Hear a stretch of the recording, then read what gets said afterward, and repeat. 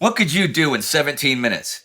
For some people, 17 minutes is a very long time. In 17 minutes, you can destroy the pride of the Royal Navy, you can kill over 1,400 men, and you can write your name in the history books. You are in command of the battleship Bismarck. You are Gunther Lutyens.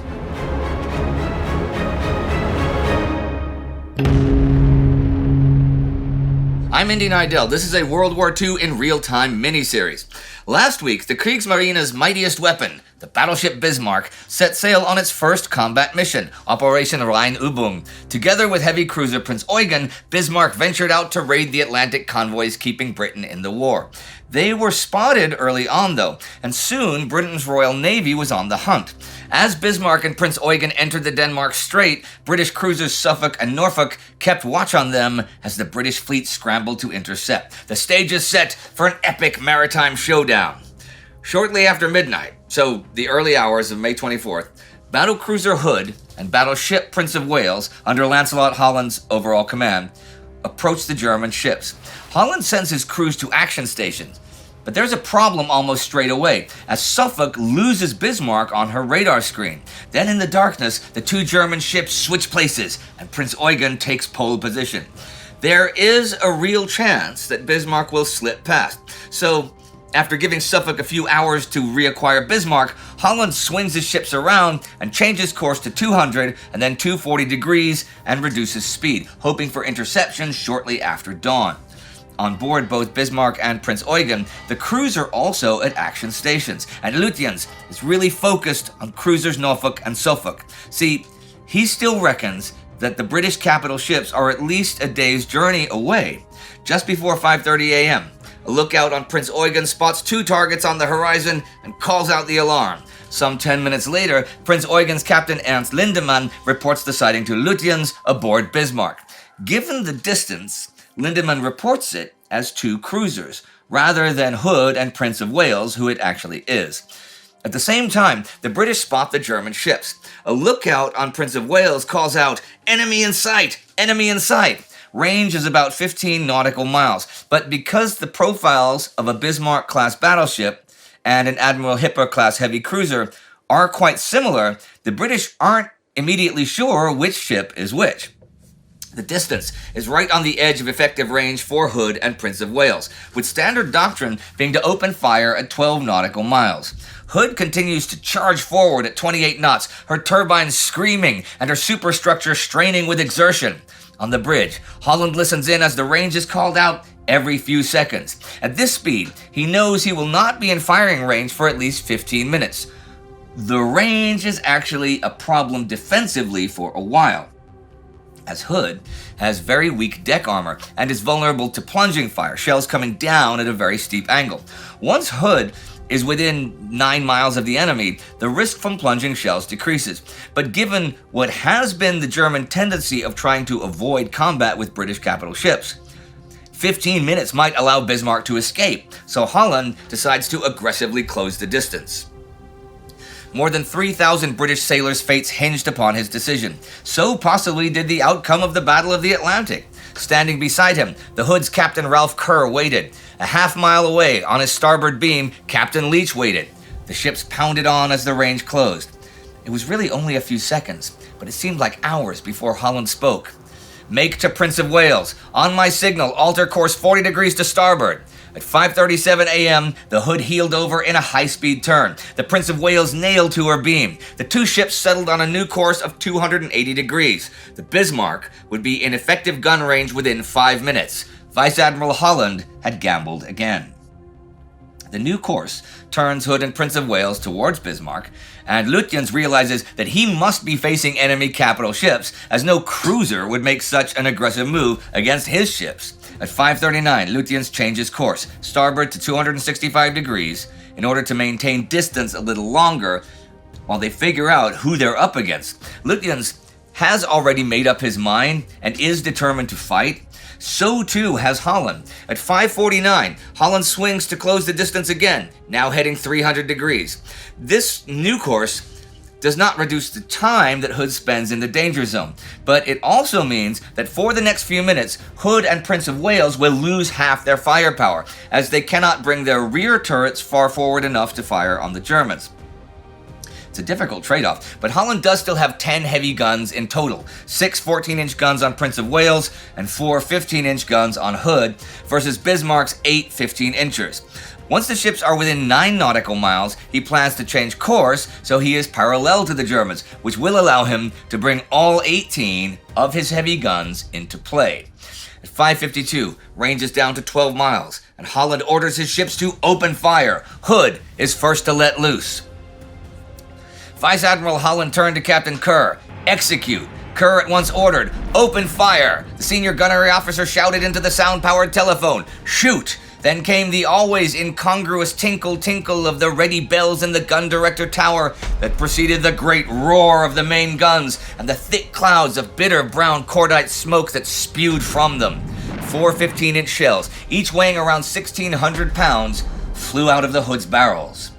Over on Prince of Wales, Captain Leach also gives the order, and she lets loose with her first salvo of 14-inch shells about a minute later. At this range, it takes almost a minute for the shells to travel to their target.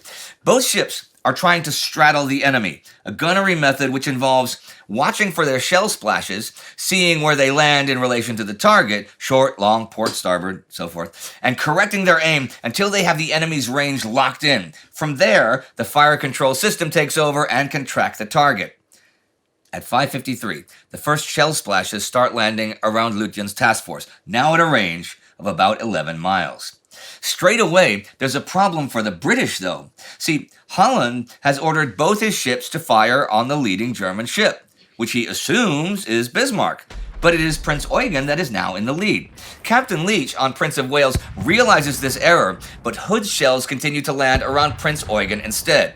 On the bridge of Bismarck, Lutjens now orders his ships to turn to port 200 degrees. By doing so, he hopes to cross the T of the pursuing British ships. This is a classic naval warfare tactic, and upon completing his turn, Lutjens will be able to fire off a broadside with all of his guns, while the British will still be limited to only firing their forward guns. All the while, the range is closing. Prince Eugen is the first to complete its turn, and at 5:54, Captain Brinkman gives the call. Commander to artillery, heavy clearance to fire. There is a thunderous roar as the 8 main guns send forth their 8-inch shells. Bismarck opens fire about a minute or so later, with Chief Gunnery Officer Adalbert Schneider loosing off the first salvo of 15-inch shells against Hood. All eyes squint to register the splash from this first volley, and it falls short. Schneider works quickly and effectively to bracket the British ship. 4 British guns were now firing on each German ship, the firepower of the Prince of Wales having been reduced after her first salvo when one of her guns in B turret malfunctioned and remained out of action for the rest of the battle. By contrast, the Bismarck could fire all 8 guns at the leading British ship, the Hood, while the Prince Eugen was now just inside the maximum range for her own lighter 8-inch guns. While she mightn't be able to penetrate the Hood's belt armor when the range decreased, at 23,000 yards, she had an outside chance of landing a plunging hit on the deck of the enemy battlecruiser. Around now, Holland realizes his targeting error and orders Kerr to begin shooting at Bismarck rather than Prince Eugen. He also orders a course change to 280 degrees to try and bring his rear turrets into play, but that is really too little too late. He's now heading on a diagonal course across the enemy's field of fire and has exposed his ships to the greatest possibility of taking hits. Prince Eugen scores a hit on Hood. It's only a single shell, and it starts a small fire, but it's a sign of things to come. The 4 ships continue hurling their enormous shells at each other in an epic artillery duel so earth-shatteringly loud it can be heard all the way in Iceland. In general, the German gunnery is a bit better than the British. Hood fires like 4 salvos and scores no hits. By 5:57 though, Bismarck has ranged Hood with the 3rd salvo, so starting about 5:58, at a range of 9 nautical miles, she fires 3 salvos in quick succession against Hood, even as Holland orders a 20-degree turn to port. He's still desperate to bring his rear turrets to bear against Bismarck. Bismarck's first salvo scores no hits. Neither does the second. By the time the third salvo hits the water at 6 a.m., Hood has completed her turn, and most of Bismarck's shells have fallen harmlessly into the sea. But most is not all. A single 15-inch shell strikes Hood's stern. At first, it seems that nothing happens, and Schneider even mutters to himself that the round may be a dud. In fact, the shell has penetrated Hood's thin deck armor and buried itself in one of the magazines, where it explodes. In mere seconds, Schneider and the rest of Bismarck's crew watch in disbelief as Britain's pride, the mighty Hood, is obliterated. A voice comes over the loudspeakers, enemy burning, and then enemy exploding. A reporter for the Manchester Guardian describes the scene as viewed from Prince of Wales. What happened next was a strangling, sickening sight. There was a terrific explosion, and the whole of the vast ship was enveloped in a flash of flame and smoke, which rose high into the air in the shape of a giant mushroom. Sections of funnels, masts, and other parts hurtled hundreds of feet in the sky, some of them landing back on the ship, most falling into the sea and quickly disappearing. The force of the blast has literally torn Hood in two. The stern of the ship tilts forward as compartments fill with water. Momentum carries the bow ahead for a while before it starts listing sharply to port and the forecastle rises into the air. Chaos reigns on the bridge as some men try to escape while others remain rooted in place. The officer of the watch climbs out a window and finds himself splashing down into a sea rapidly filling with torn chunks of metal and flesh. Holland apparently remains completely still, as if resigned to his fate. The demise of the mighty Hood is very rapid indeed. For a minute or two, the bow and stern together form a giant V shape. One final salute as the ship slips below the surface. By 6:04 a.m., just 3 minutes or so after the fatal hit, all that is left is scattered debris, an oil slick, and hundreds of bodies. Of the ship's crew of over 1,400 men, 3 survivors will be picked up. Vice Admiral Holland, along with Hood's captain Ralph Kerr, are among the dead. On the bridges of the 2 German ships, many officers recalled the similar destruction of the British battlecruisers Indefatigable, Queen Mary, and Invincible during the Battle of Jutland in May 1916. Commander Hans Earls, the Bismarck's first officer, was beside himself with joy. "A triple Sieg Heil to our Bismarck." Petty Officer Walter Lorentzen and Ordinary Seaman Otto Maus recalled a follow-up announcement from the bridge. An English battleship, probably the Hood, has just been destroyed by an explosion. The other battleship has received 2 hits and is turning away. 3 loud hurrahs greeted the news. The jubilation was such that the Bismarck's officers brought the men back to their stations only with great difficulty. Return to their stations they must, though, for Bismarck and Prince Eugen are still fighting Prince of Wales. Immediately after the explosion, its Captain Leach ordered a hard turn to starboard to avoid smashing into Hood's remains. Now, after watching his iron sister fall beneath the waves, he resumes course and orders his gunnery officer to continue firing at Bismarck. The vessel's close to a range of just 8 nautical miles, and Prince of Wales scores a few hits on Bismarck. But it's clear that this battle is going in only one direction. One of Bismarck's 15-inch shells smashes into Leach's bridge, killing everyone there except Leach and 2 others. At 6:05, he orders a course change to 150, southeast and directly away from Bismarck. The 2 German ships continue to fire, but the rapid change of direction and the laying of a smoke screen confounds the German gunners. Lutyens orders his captains to cease fire. The Battle of the Denmark Strait has lasted just 17 minutes, about the same time as it has taken me to tell you the story today. But in that time, HMS Hood, the pride of the Royal Navy, has been sunk. Over 1,400 sailors have been killed, and Britain's most modern battleship, HMS Prince of Wales, has been forced to retreat.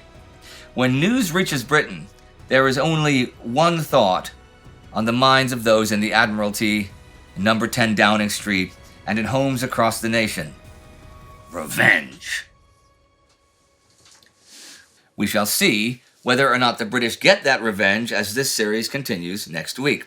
And once the next episode is released next week, you can click here to head straight over and watch it if you somehow manage not to be alerted that it's out. And join the Time Ghost Army at timeghost.tv or patreon.com so we can keep making more cool stuff like this. You know you want to.